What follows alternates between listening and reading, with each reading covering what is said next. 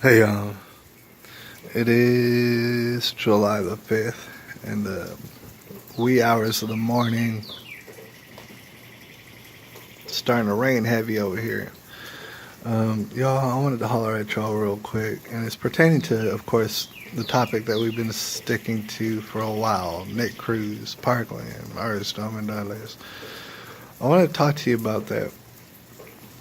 And also about capital punishment. You gotta understand they're talking about in the publications all over the place whether or not the death penalty for Nick Cruz, whether or not they're not discussing evidence, but they're discussing whether or not the death penalty should we put him to death, isn't that? They're discussing that a whole bunch, and I wanted to, for that reason, kind of put my perspective out in regards to the death penalty that we're talking about. I know a lot of people are going to disagree with me, and that's all right. I still appreciate you, and we can work together as a team. But I'm kind of, in a sense, I guess, if you were to ask me, really, honestly, I'm an advocate for the death penalty. I'd have to advocate for the death penalty, personally. You might say, "Oh, that's a big surprise. You're from Texas instead." I guess so. I don't know what that all is supposed to mean, but I do advocate for it. But there's a lot of reasons for that. There's a lot of reasons for that. A lot of people might think, "Oh, aren't you a follower of Jesus?" Yeah, I'm gonna get to that. I'm gonna get to that in a second. I want to talk about Nick Cruz for a second, just kind of, lay a foreground. Mind you, we have to remember that Nick Cruz allegedly, if the official narrative is anything like reality, then Nick Cruz literally he went up into school and did not what said he was gonna do, not what he's supposed to do. All right, he did in fact shoot students and stuff, and that was terrible. If allegedly the official story is true, pretty much nobody here believes that. But if it was true, he did so. He ran up in there and did not what said he was going to do. Period. I mean, there's no debating it. Really? I mean, if you're going to believe these selfie videos for all that that's worth, if you're going to believe that, well, then he didn't do what he said he was going to do. Cut children down in the courtyard by the bunches. All right? Fire alarm, this and that. Of course, it wouldn't make any sense on a day that they already had a fire alarm. Would it? All right. I don't know why he plans this day, but he does plan this day. All right. He goes, and of course, mind you, there's all sort of witness testimonials out there that is kind of being suppressed that are not parallel with this official narrative.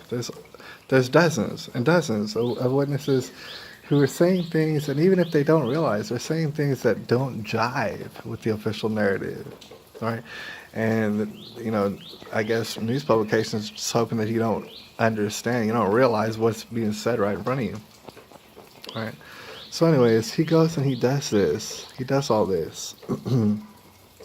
Decides he wants to live and escape, and he knows that he's going to certain jail for life. He has to know that, all right? So he does that. And the thing is, he doesn't follow his plan. So for that reason, alone, I think us as a public, we're deserving.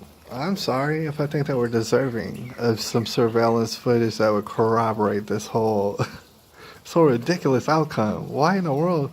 Half the people on Earth can't understand why in the world he would choose prison over death. I mean, just go out shooting, just die or something, because that was your plan. That was your plan the whole time. So he doesn't do that. He gets away, and I think for that reason, we do need to know what the heck happened in that building.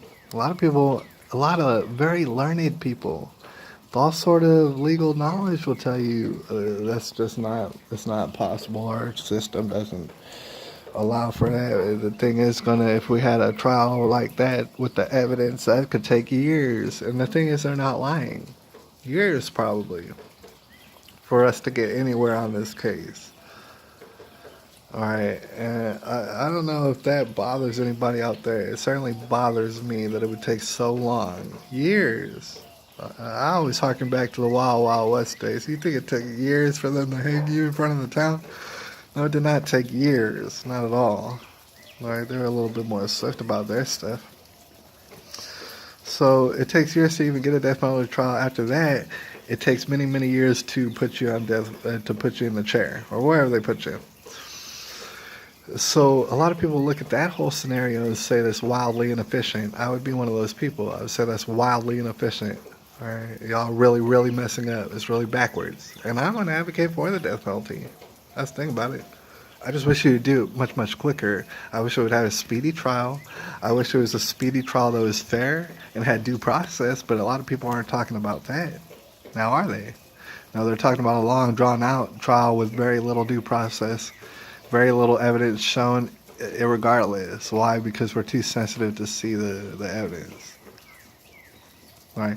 We deserve to see that footage. In fact, we deserve to see it a long time ago. For the sole fact is, these dang publications have no problem just shoving it in our face. As we established, most of us would have forgotten. Unfortunately, most of us would have forgotten about this situation had it not been shoved in our face so much. Why was it shoved in our face? Well, the one and only answer I can think about is gun legislation, which is on the tip of the tongues of like a dozen of these Marjorie Stoneman Douglas students all day, every day. They're on a charter bus going across country on a tour about it. Anti-gun legislation. Meanwhile, that in and of itself doesn't make sense. Y'all should be thinking about how to make schools more safe. You understand that the buildings around y'all don't have this problem. It's the schools that have the problem, unfortunately. And so you might want to think about making schools safe. And I believe Andrew Pollack, he's talking about making schools safe. And I have no choice, but I don't even agree with Andrew Pollack on most of what he says. I have no choice but to back him on that. He's actually talking about what makes sense, making schools more safer. The problem is we want to keep schools more safer. Nobody's talking about any other area. We don't want to keep the parks more safer because nobody's shooting up the parks currently. You know what I mean? So those children are wildly missing the point, and it's very convenient that they're doing so right after this incident. I'm not saying they know anything about what's going on, but they are silly kids, and they don't know why they're doing what they're doing. Most of them. Some of them might. But like I say, the focus should be on making schools more safer, because you gotta understand, so many people drop the ball in this particular situation. I'm talking about school security. I'm talking about the school board. Right, as far as funding for security, I'm talking about, perhaps the state, but I'm talking about more so the sheriff's office. I'm talking about the FBI, y'all. I'm talking about the SWAT team, for example. I understand the situation. This is the official narrative. This guy, Nick Cruz, went up in school, shot it for about 7-8 minutes. All right. He decided, I'm done with that. I'm going to leave school. See, the SWAT team was not swift enough to get to the school. I don't know if I could blame them within that 7 or 8 minutes. Neither was the sheriff's office, for that matter. They were not swift enough to get to the right building within 7 or 8 minutes. All right? That's the official narrative. He winds up getting out, running away to Subway and Walmart and Subway, and just straight chilling. All right. And let me tell you about the rest of the story. The SWAT team, the FBI, everybody considered, they did not find Nick Cruz. They did not find him. In fact, they didn't find him at all. It was just a random deputy rolling down the street that happened to find him. SWAT team, FBI, they couldn't find their ass from a hole in the ground. See, they totally dropped the ball in countless ways. And then a deputy found Nick Cruz, in which he resisted not at all. Alright, so none of that made sense. But mind you, FBI, SWAT team, the sheriff's office, a school board, the school security, everybody involved, they all need to have some explaining to do. They certainly all need to get fired for being incompetent, for dropping the ball in such a way, because all these people promised y'all child safety. All these people did. All these people promised everybody in Florida, in that area, that their child be safe going to school. That's absolutely not the case. In fact, it hasn't been the case for a long time. But the thing is, now it became a real problem, a real big problem. That everything they told y'all they were doing to secure your children was a damn lie. Whether or not they even knew it is irregardless. It was a lie. And If anything, all they ever did was cause confusion, great confusion during an actual shooting. That's what they caused. They caused children to not have any clue what to do. In fact, to immediately jump on their phones and start texting people. Heard countless witness testimonials talking about, oh man, the service is all jammed up. Everybody was using the service and we couldn't use it because it was getting all jammed up. That's because y'all are all texting all at the same time. That's because y'all are doing the exact opposite what you should be doing in the situation. The school taught you how to do that. Okay, just to get through to the end of this video, everybody in this situation who has been charged with the safety and security of the children, at the very, very least, y'all need to be fired and never ever rehired in that area career path again. Never ever. Alright, but to go even further, might I suggest that there's some people who drop the ball so hard in such a over the top way that might actually warrant a death penalty trial.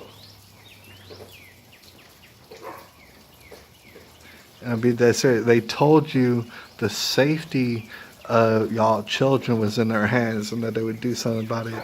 They dropped the ball. Let me tell you something.